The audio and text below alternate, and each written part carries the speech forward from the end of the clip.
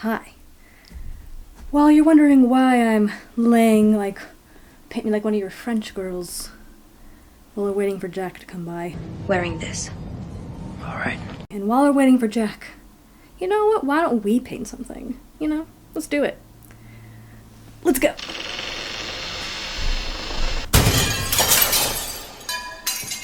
Reach to the top! That baby is mine. What are we painting, might ask? Well, if you haven't seen the thumbnail or the title of the video, we're painting this. Wow, that was...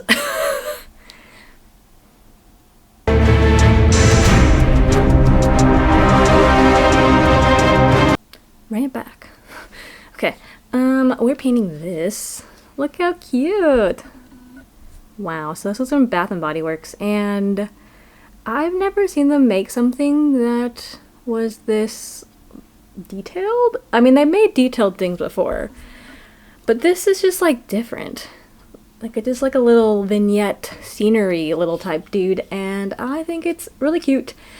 So I got it. However, these colors aren't screaming my aesthetic, so I think we should redo her. She could be elevated, in my opinion. So I think what kind of like drew me to this thing was once upon a time I drew a bat beekeeper tattoo flash, and it looks like this, and I think these little yellow boots in my subconscious, deep down in the abyss of my brain, resonated with these, and so I think that's why I connected with it. So we are bringing that bat beekeeper's little gardening area to life.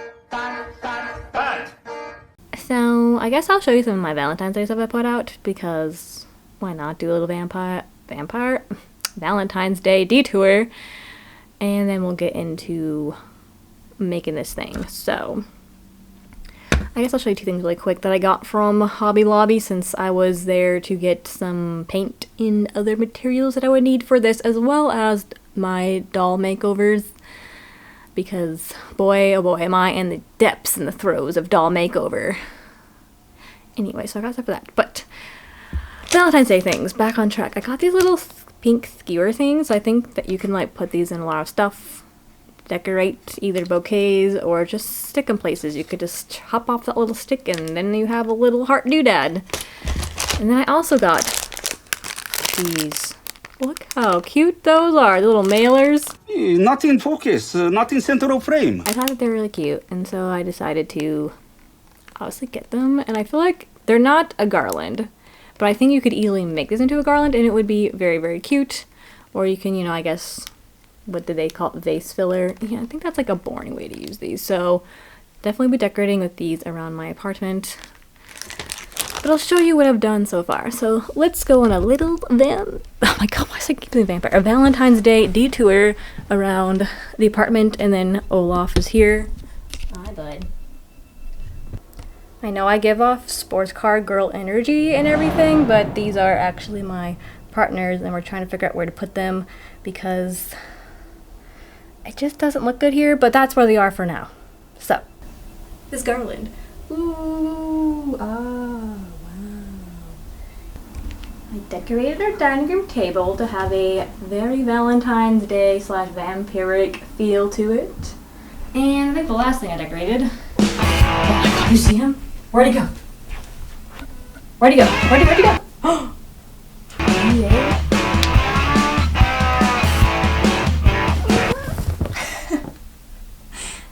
Don't worry, Edgar is still with us. He just likes to lay in my room. So let me show you him. He's so precious. I try not to disturb you. I'm sorry. Oh, little angel. Get her back on track. So the last place I did was my little coffee bar area. So I got these cute little canisters from Target recently. So I think they're for their Easter collection, but they are stinking cute. So I put them out.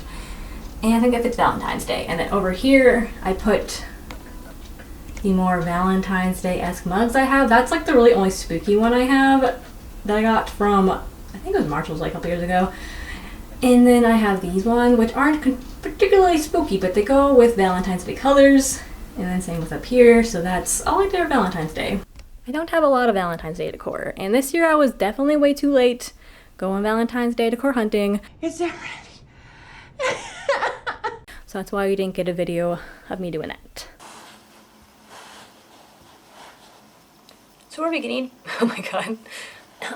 Take two.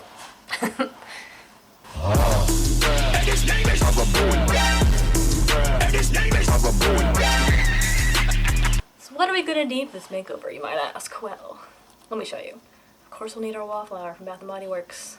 Some acrylic paints. Black cherry, licorice, iced coffee. We have greenscape. We have thicket. I don't know if we'll use this color, but it's called Vintage Tea Rose, and I was like, fine, I'll get it purely because of the name. Oh, I also have some different bronzy colors. I feel like when I think of dark academia, this is whenever I do this, it reminds me of Finding Dory with the porpoise. What is? Oh, the beluga whale. What? What is it? I can't tell, but it's coming for. But I have some of these that I got a while ago, and this one is a rich copper.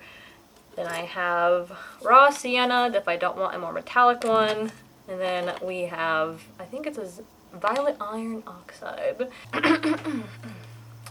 We have some white gesso. Whenever I hear the word gesso, I think of Bob Ross, so rest in peace, Bob Ross. Next, I have some epoxy sculpt, which I hope to do some like little doodads with. Obviously, I feel like if we're going with the dark academia thing, we should probably make little scrolls, little books. Obviously, you're gonna need some paint brushes. I got these little itty bitty ones. We'll see what we come up with. I'm not really sure. I just thought it'd be fun to make this over. So let's get into it. Let me turn you guys around so you can see what I'm doing. Let's get to it. Welcome to Voiceover Rachel, where she doesn't feel that great, but we're here trekking on today. So we're going to do equal parts of part A and part B of this Dorito Smell and Epoxy Sculpt, and we're going to knead it and knead until it's completely uniform in color, and then you're going to let it sit there for 5 minutes, and then you're not going to see what I do because it was a disaster, and I'll talk about that here. Alright, we got some little doodads stuck on here. I didn't film any of this because, to be honest, it was a lot of me smushing clay and then unsmushing and then re-smushing and then fidaddling. I don't even know what I was doing half the time, but this is how it turned out. Wow. So we have a cute little scroll with a leaf that you can see there. We got some more scrolls down here, and I put a little mushroom, so we'll see if he stands. Right now he's leaning, so we have to do something about that. But mushroom, I don't know why are these dots here, but I did. And then we got a book, and then we got a ghost. I was going to do some like dried flowers here, but I don't know how to do with clay, and I don't know where my wire went, so that is not happening at the moment. But I guess I could add that later if I wanted to, because it just hangs on one of those pegs. But that's how it looks. So I'm gonna let this cure, and then we'll go back to painting it. I may or may not gesso the whole thing off camera, since you can technically paint this. Has it looked dark at academia yet? No. The color scheme though will really pull this bad boy together, so. Soda, banana. We've done one coat of gesso, so we're ready to actually start painting this thing with our different colors to make it more of a dark academia spooky vibe. So I think I'm going to paint the structure, like the little tabletop thing here, a wood, like a deep dark wood color, so that way it matches one, my decor in my house, but two, I think that kind of starts us off at a good dark academia spot, and then we'll kind of piece together where to put the other colors. This is where the magic really shines on how valuable the colors that you paint things are, you know what I mean? So to begin, I'm going to put a layer of raw iron oxide. That'll be my base color for this wood, and then conveniently, this actually already has a wood grain texture in it, so we'll be using it to our advantage, and I'll talk about that here in a second. But getting all the nooks and crannies of this thing, it took me forever. Like, look at this real-time footage of me trying to paint around these gloves. It was obnoxious. It was worth it in the end, but it took me 3 days. I know I got it done in one day, but it probably took me like 15 hours to paint this thing. So here's our first layer. I think I might have had to do 2 coats to get that completely looking rich and juicy. So now we're going in with raw sienna. We'll be dry brushing this all over where you would naturally see wear and tear on. Okay, bye. older furniture. So where you would naturally shoulder check, hip check, stub a toe perhaps. That's where we're going to be putting this lovely raw sienna color. Now we're taking copper. No, not that copper either. Now I'm just sad. Fox and the Hound is a very sad movie, but it's also very cute. Anyways, we're taking that copper color and we're going to be putting it in some little places like the watering can. I keep forgetting what that little digging tool is that's stuck in that soil, but painting it there. Because I feel like that just really adds something, you know? So now we're putting some soil. You can kind of see what I'm doing, can't you? Let's have a little story time. Should we have a story time? No. Yes? Do I tease you with a story time? Actually, hold up. Wait. Hold up. We gotta pause. Look at this picture my sister sent me. Look at her. She is the cutest kid I have ever seen in my whole entire life. What is that? That's like an iconic picture. I can't. The single AF cookie that she's holding is amazing. Oh man, anyways, back to maybe being on track. Actually, I'll tell you a story. It's embarrassing story time with Rachel. I wish I could have been as endearing as their child. However, when I was a child, I guess this is related to Valentine's Day, so like happy early Valentine's Day also when you're watching this video.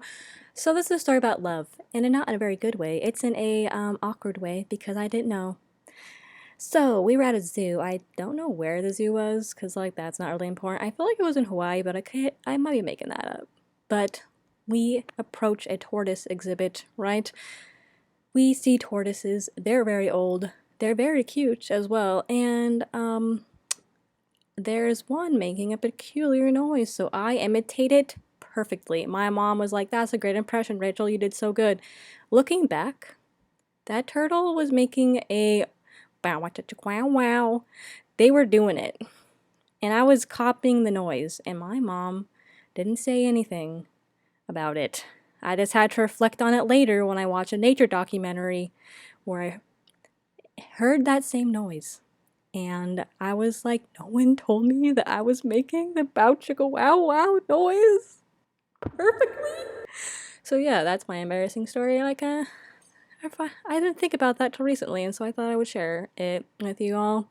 The innocence of being a child and no one correcting you.